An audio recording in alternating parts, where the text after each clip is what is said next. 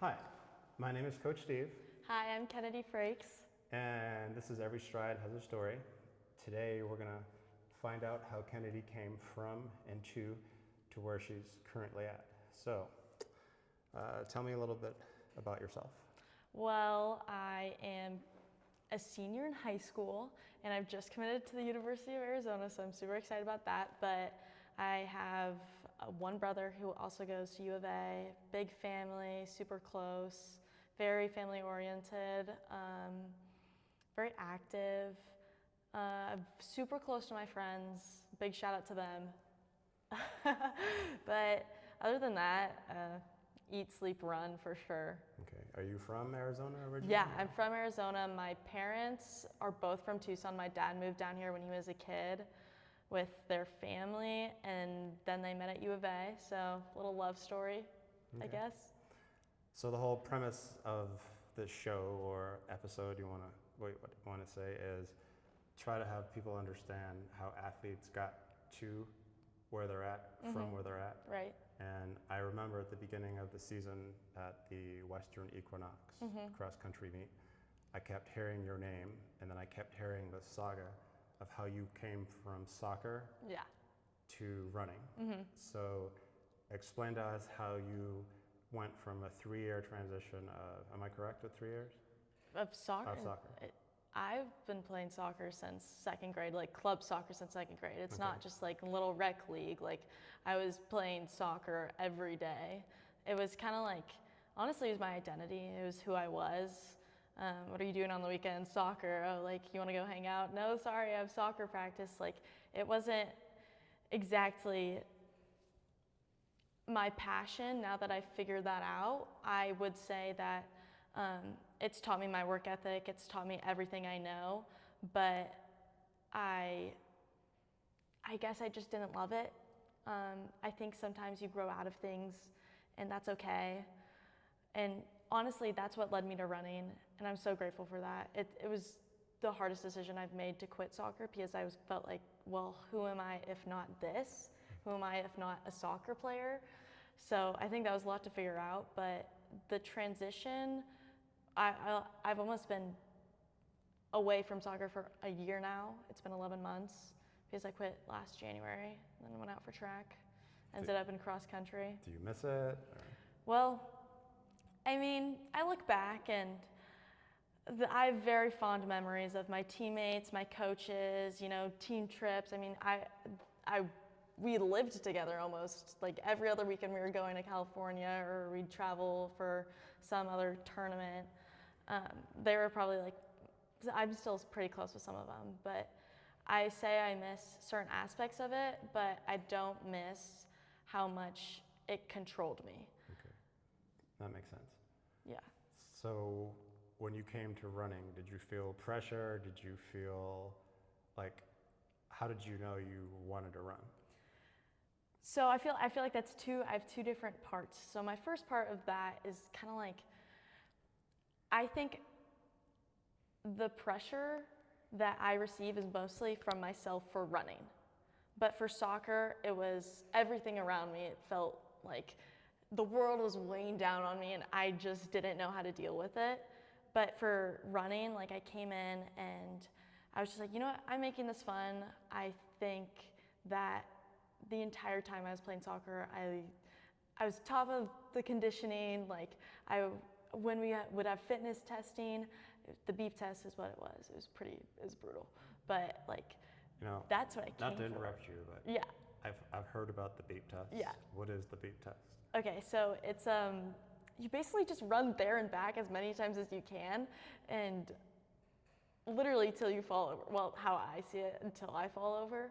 But and then it progressively gets faster. So it goes, this is the Nike Spark beep test. And then it'll start and like the coaches, they're just watching and we're just like people with clipboards are taking you down and I'm just on the line like, this is what I love to do. Like I'm gonna beat everyone just in this fitness test because I don't know, I just liked to run the entire time. Okay. But the pressure aspect, I just needed to go out and have fun, and that's what I did, honestly. I came into track. It wasn't like cross because I didn't have that base training. Like when I went into cross country, I started in June, whereas to track, I quit soccer and a week later I was out on the track. And then 2 weeks later, I was at my first meet and I had no clue what I was doing. Absolutely zero clue, but I feel like that was the best part of it.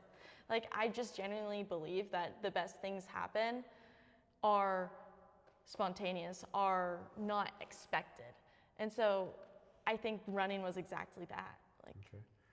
So speaking of cross country, I have your accolades here for the oh season. gosh. You raced 7 times, second in the Peaks Invitational, 4th at Western Equinox, 18th at Desert Twilight, the sweepstakes. Good job. 4th at Epic Tourneys, 1st at Glen Lancer Invitational, 1st at sectionals, and you took 3rd. Like this is like your first year doing cross country. You take 3rd in Division 1. That's impressive. So during the cross country season, what's a typical mileage week for you? I'm a big trust in my coaches and kind of just go with the flow. Obviously, like I look at my Strava and I'm like, okay, that was that week and that week, but I don't really know my mileage. I think we got up to like 40, 45 miles in the summer. Definitely in the season, we kind of started tapering, so you saw that curve, and so you would. But I don't even know my mileage, which is what that is. But I mean, my biggest thing is if I'm working hard, if I'm putting in the effort, that's all that really happens. Did you practice in the morning or the Yeah. afternoon? So every morning it was 5:30, but sometimes it was 5:15, depending if we had like a longer workout. I woke up at 5 anyways every day. Did you dread the 5 a.m.? No, well, it was kind of just like robotic. Like I would wake up and I'd be like, I couldn't see anything. I'd wake up and I'd be like, where am I? But then I'd like get in my car, I'd drive to practice, put on my music, and then it's like go time because something about it, like I'm up when everyone else is sleeping. I'm putting in the work while everyone else is just laying in their bed. Like I'll take that any day. I loved the morning practices.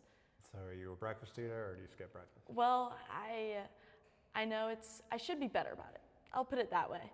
I try my best to at least like pack a bar, maybe like a yogurt. We would sometimes have team breakfast in the morning, which was really nice. Some of the parents, shout out to the parents because they would make like breakfast burritos sometimes and it was great. And they'd make like a ton, they'd bring it, there'd be fruit. It was on Thursdays. Maybe like, we had it a few times this past year, but I just need to be better about the fueling right after, in the morning, especially in the morning. Did you ever dread going to practice? Like, oh, it's 5 or? No, that's the thing. I have no other way to describe it than I just love to do it.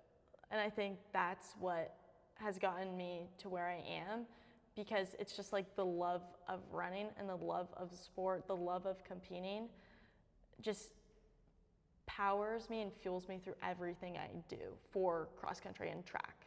And so what do you think of when you get to the line?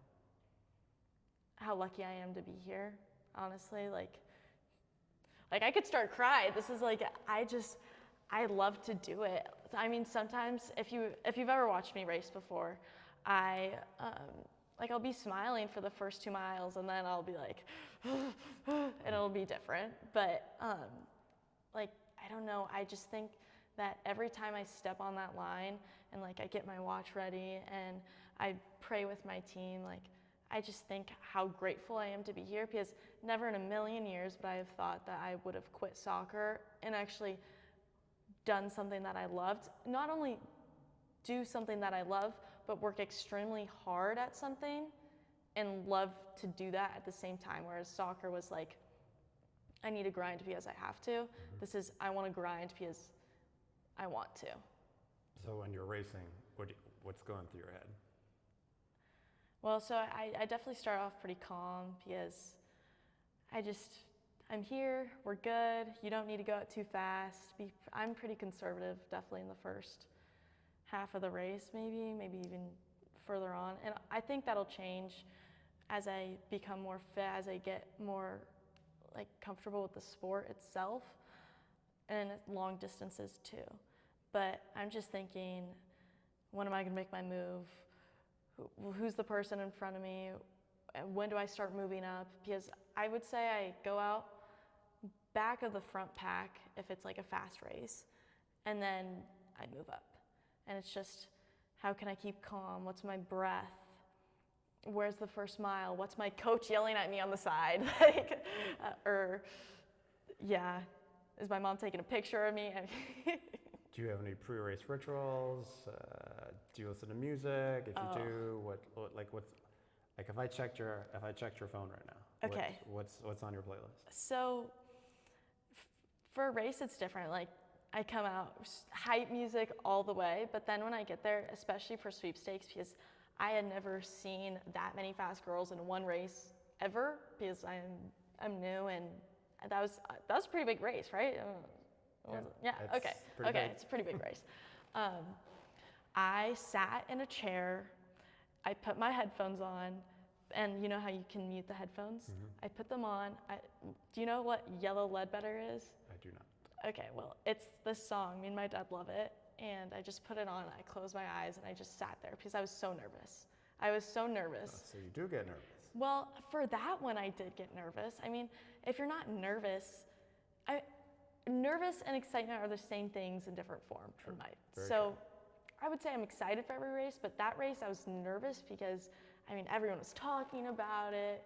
I had no idea what to expect. I mean, like, I just genuinely didn't know. It was my third race of my life in cross country, and some of the girls there are like nationally ranked, and I'm just Kennedy from Arizona who quit soccer 8 months ago. Yeah. So did you figure out at that point, I have something here? I think I thought I had something when I figured out how much I liked to do it.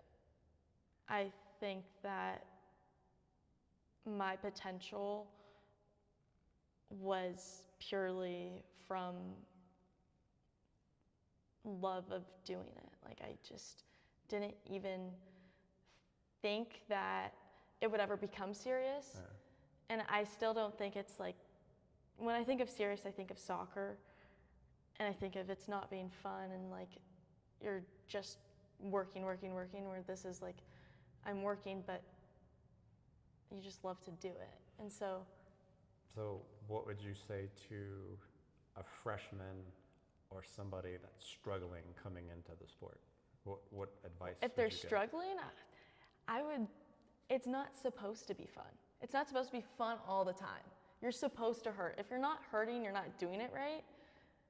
In the best way, not like injuries. If you have an injury, obviously go see your physical therapist and stuff like that. But I'm telling you, if you're not hurting in workouts, you're not training right. Like the workouts are supposed to be hard. Well said. So I would say if you're struggling, just know you're supposed to struggle. Okay. It's not supposed to be all sunshine and rainbows. So on a typical day outside of training, cross country, what does that look like? Fun. Okay.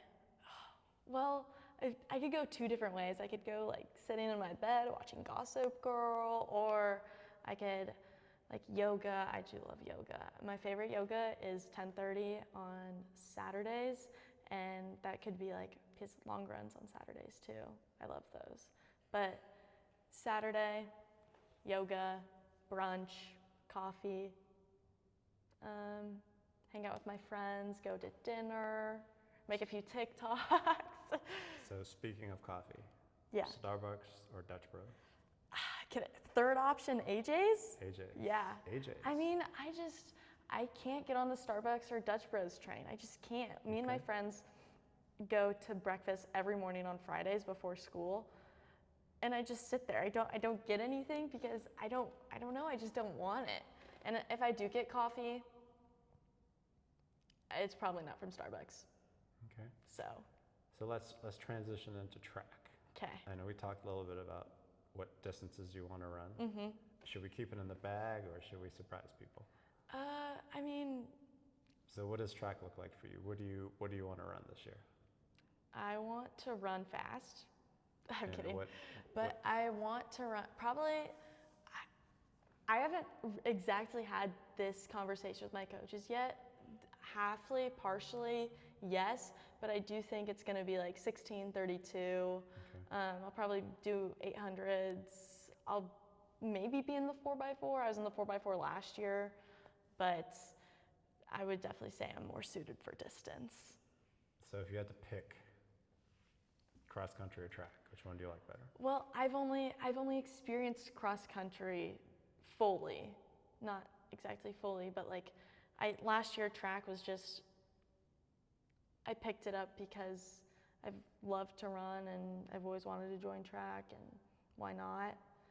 But cross country was like, I had that training base. So now that I have that training base, I'll answer that question once I finish this season. Okay. After you race, what's the typical race meal? I definitely, it differs because me and my team will go to like lunch afterwards, or for sweepstakes, I think I went home and made myself a giant yogurt bowl. I love yogurt bowls. But it just differs. I would say more of my pre-race is like whereas after the race, I'm like la la la la la. So are you on a meal plan? Do you meal prep? Do you? Yeah, so every day for lunch, I'll eat chicken and sweet potatoes with 2 fruits. They differ. Or I'll do ground beef and zucchini, or I'll do broccoli and chicken, and then the 2 fruits, and then I'll obviously like have a bar for snack. It's usually an RX bar, peanut flavored. But my mom is the best at it. She just like air fries a ton of sweet potatoes. They're put in the fridge, and I just wake up, oh, here's my lunch, and then I'm out the door. So I guess it could kind of be meal planning if you consider making a ton of lunch food for the entire week. But I wouldn't say I have like a macro nutrient tracker or like anything like that. Are you a fast foodie? Do you go to fast food? I don't really, but sometimes I do like it. I just like to eat clean. I like to feel good. I think that, I don't know, you are what you eat, so why are you gonna eat like... That's yeah. what I preach Yeah, so... all day. I know you had like a few offers from colleges. Yeah. And obviously you picked U of A. Mm-hmm. What made you decide on U of A? Everything, it was great. I mean, the people, the coaching, just my brother there. I have so much like my family all went to U of A. Everyone went to U of A, and it's kind of just like a great social scene, great athletics. I'm gonna work hard, and I guess there wasn't anything that was like, there wasn't a deal breaker at all, and everything just kind of worked out. I mean, I couldn't be more excited though. Okay. So have you decided what you want to study? Yeah, so I'll study business. I'm kind of undecided yet. I do think I might want to double major, probably in nutrition. I want to declare a minor, I think, in philosophy. So we'll see how that goes, but I'm just kind of along for the ride. I mean, I don't really have to decide right now, but that's what I'm thinking. Okay. What's a typical bedtime wake up? Okay, in season, 9 p.m. or before. I think I wouldn't be able to walk if I didn't go to bed on time. Like, I think sleep is so important. I wouldn't have performed like I did any of those days if I didn't sleep, except for state. Before state, I did not sleep like 2 seconds. I was so excited. I didn't sleep at all, but that's besides the point. I was so excited. And then I'll wake up at 5, so 9 to 5, and then my Garmin would track everything, which was so nice. Do you track your sleep? Not right now, but in season, In yeah. season? Yeah. So I'm a little loosey-goosey right now. Does it have a sleep score? Yeah. I didn't wear it last night, though. No, I mean, what was your typical sleep score? And I think high 80s to 90s, okay. which was like pretty good every that's night. pretty good. Yeah, and then I'd get like 8 to 9 hours I don't, does that check out?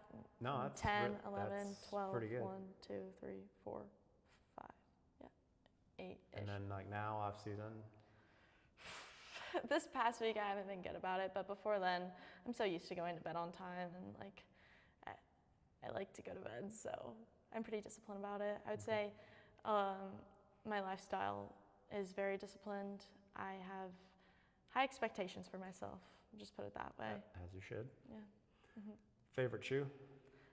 Nike Vomeros, hands down. I think I've got like 4 pairs now. I mean, I would say I have a pretty narrow foot, and so I always wore soccer cleats that were Nike. Nike. I raced in Dragonflies. I think there were Streak Flies I raced in for cross country. And the Vomeros, they just do it for me. There's nothing bad about them. Like, I don't like too soft, I don't like too hard. It doesn't feel like I'm walking on like a pillow. It doesn't feel like I'm like on hardwood floor or anything. Like, I think it's like the perfect in the middle for me. So between track season last year, cross country this year, have you been injured? Or? No, and I think that's my biggest fear. I think that getting injured, I couldn't imagine, and I pray every night that that doesn't happen, and I do everything in my power to not get to that point, because my momentum right now, and I just want to work, I just want to train, that's all I want to do, and that's just... So you actually answered my next question. What's your biggest, your biggest fear? I couldn't imagine life without running. So explain your mobility routine, your stretch routine, I try to go to yoga once a week, if not twice, if not more than that. I usually go more, but I would say I specifically target like my hips, just because, I don't know, girls, and also we sit down all day long. I feel like I'm sitting way too often, and then I run, and it's like, okay, well, what's the in-between? And that in-between needs to be stretching. And so I would say I'm definitely more of like a 10 minutes before bed, I'm putting my phone down, I'm not looking at it, and I'm stretching and like probably studying for a test that I'm not prepared for. But I would look up YouTube videos like stretching for runners or stuff like that. Just whatever I can do to keep injury free. If I had to check your screen time right now. Oh gosh, I don't think you Okay, want to. Let me rephrase. If I had to check your screen time during the season, what would it be? Still probably pretty bad. I'm not gonna sugarcoat it. Like 2 hours, 3 hours? Maybe like 3 to 4 hours. 3 to 4? Yeah. And what's your algorithm? What do you look at?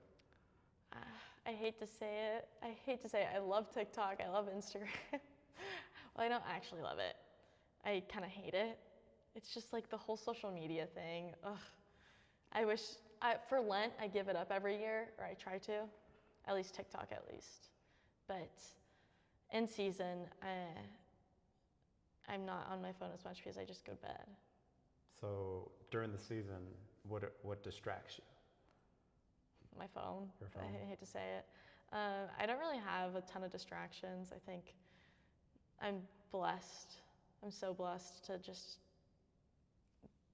have it very easy and calm around the house, and I think that's amazing, and I think that's one of my biggest blessings. But I mean, distractions go as far as like school, and that's about it. So at the end of the day, did you ever in your wildest dreams think you'd be where you are right now? Oh my gosh, no. No, I never thought that this would be, I thought I'd be playing soccer, I'd be committed to some school. I mean, that's what I was gonna do. I decided in 6th grade that I was gonna go play soccer, and I wanted to be on the national team, and I wanted to do all this stuff, but it just wasn't in the cards for me, and that's okay. I think that the hardest thing I've ever done was to quit soccer. But never, I'm still shocked. I'm still shocked that I'm gonna go, when August comes around, I'm gonna be on that campus and I'm gonna be training to have my first season at U of A. And I think once I get there, maybe I'll believe it. but right now I'm still kind of in shock. So who's your biggest supporter? My mom and dad, for sure. Also my brother. My brother's, so he played hockey his entire life. The hardest worker I know. The hardest worker I know. Obviously, like, he likes to have fun, but I think growing up watching him work hard as his sport showed me what it's like to work hard and do things that people don't want to do. Like, put in the extra hours, wake up early, eat right, sleep right. I think that him playing hockey and him being so dedicated to hockey has taught me everything I know about training. So everything that you just described, me as a coach, that's what I try to emulate, or I try to mentor my athletes. But I don't think most people understand the discipline side of things. Yeah. Because I always say motivation doesn't get you out of bed. Exactly. Discipline does. No, I couldn't agree more. I would say I am motivated for the love of the sport, but I am disciplined because of who I am as a person. And I think those two have got me to where I am today. I don't think like the motivation at all is what gets you to where you need to be. It's the discipline. It's the discipline in the workouts, the tapping away at the pain cave. You know, you got to get there, and the discipline to take that pain and know that it's helping you in return, even though it sucks. It sucks, but that's what I live for. My motto is chase the pain. Everybody that knows me, that's my saying.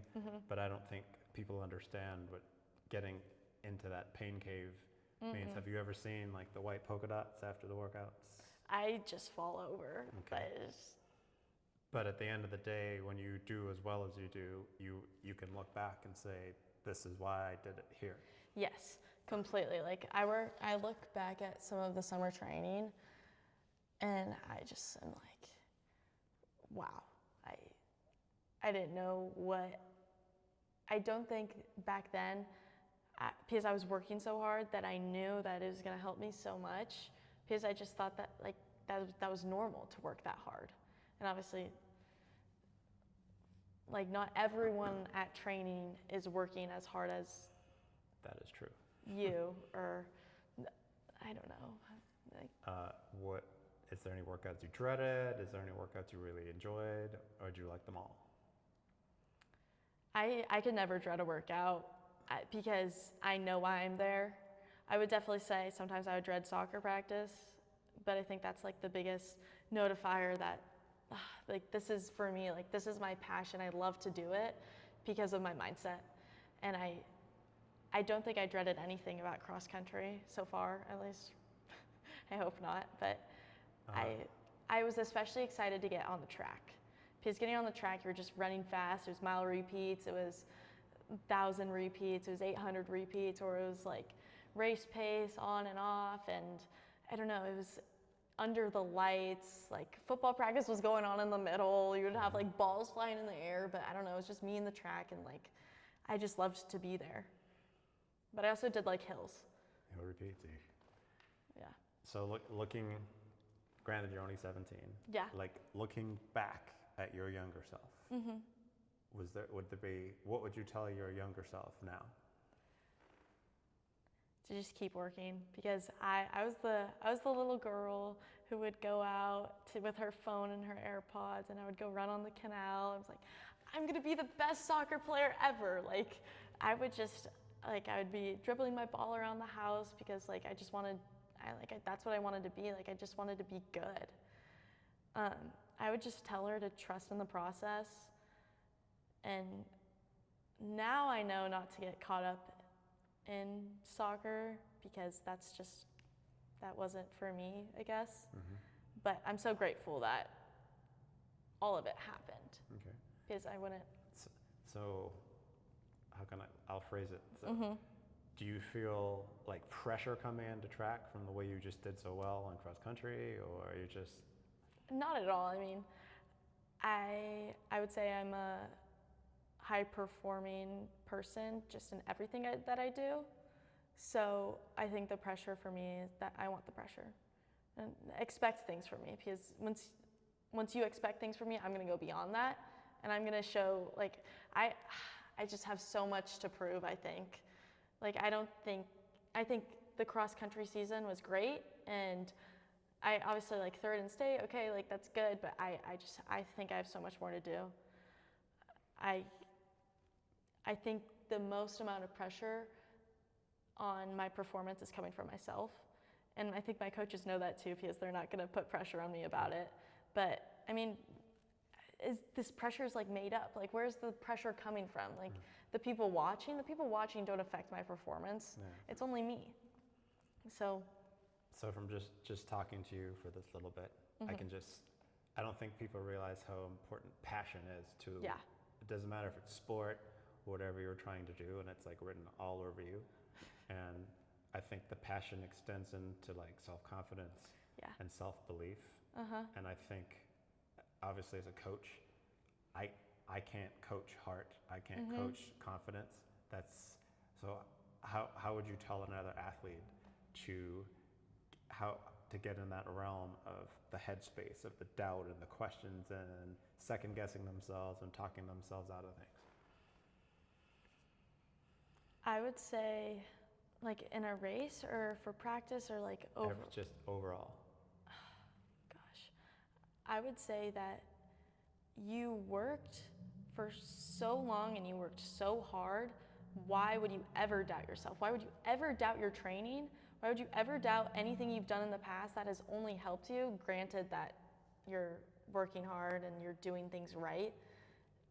Why would you ever doubt yourself is my question. Also, why would you not believe in yourself? Why would you not believe you're better than anyone else on that line? I mean, half of those girls, or the girls that I'm racing against, have been running since what, 6th grade, maybe like since they can walk. They know this sport. They can think they're gonna win, but why wouldn't it be me? Like, I think you kind of have to come in with a little chip on your shoulder. Like, yeah, I'm new, I like that. But now I'm here. It took me a while, but I'm here now. Yeah, but it's like, come and get me. Yeah. So, or I'm gonna get you, actually. I like that. Like, I'm kind of on like a little running break right now because of, like, this past week it's Christmas, so my coaches are out of town, and like I'm just going out and running by myself. But I need to get out there and I need to do a hard workout. I need to get better. I have so much energy, even just like going towards this next season, because like I'm ready for it. And I think to tell other athletes, I think the biggest question you need to ask yourself when you're when you're in that realm of, oh gosh, like, am I gonna do this? Am I gonna be okay? Like, you need to ask yourself, why not you? And then go from there. Well said. Have you like looked at like what the records are for the 32? No. That doesn't concern me. I'll set my own records. We'll see how it goes. I don't know if it's going to be a 32. I don't know if it's going to be 16. I don't know what's going to happen. But I'm not going to put myself in a shoebox thinking that I just need to go out and beat some record, or I just need to go out and win. I think my biggest competitor is myself. I think the only person I really am trying to beat is myself. And that's going to be the hardest thing, because I'm so far into it in my mind. Like, that's all I want to do. That's kind of all I think about half the time. Well, not half the time, but a little more than that. I don't concern myself with other people or what other people are racing or what other people are doing. I just need to do what I need to do, and then I think it'll all fall into place how it's supposed to. Well said. So like I said at the very beginning, when I started this whole journey, I've been coaching for like 30 years, and I've seen so many people that have been in the sport go to the top. And I gotta be honest, you inspired me to start this whole. Oh, really? I'm not a podcaster. Well, you are now. I'm not an interviewer, but I've been doing this so long that I think there's people like such as yourself can inspire so many out there that are just stuck. Yeah. And I think hearing it from an athlete versus the coach regurgitating the same thing over and over and over again, that it sends a bigger message than what I can send as a coach. So, I totally agree, because I would say I'm very coachable. That's probably one of my biggest qualities, being coachable as an athlete at least. But I do say, like, you need to be a student of the sport. Exactly. And sometimes that isn't the knowledge from your coach. Sometimes it's from like your peers, the people you're racing against, books. Like, I don't think sometimes the coaches can coach you to an extent, but then you need to take that further. And sometimes you just need a little push for that. Agreed. Do you want to add anything else? I mean, I'm excited. That's all I can really say. I'm excited. I mean, there's so much to do, and I can't wait. And one last thing, bear down. Bear down. Bear down. Well, I really, really appreciate you doing this for me. Yeah, of course. This was so fun. I think your words are going to go a long way. Yeah, I mean, I've never really, everyone has seen me race, but no one's really heard me speak about the sport and like what I want to do and like how I truly feel. Yeah. And I think how I speak also shows my mindset in it. And I think that kind of sets me. Yeah. That's why I love track, because cross country is a team sport. Yeah, yeah. Track is also a team sport, but it gives you an opportunity to shine more as an individual. And I know for this season, I'll definitely be looking for you on the top of the podium, and to see what you stir up in the realm of Division 1. So again, I thank you for coming. I do appreciate it. Yes, of course. This was great. And yeah. boom. Boom.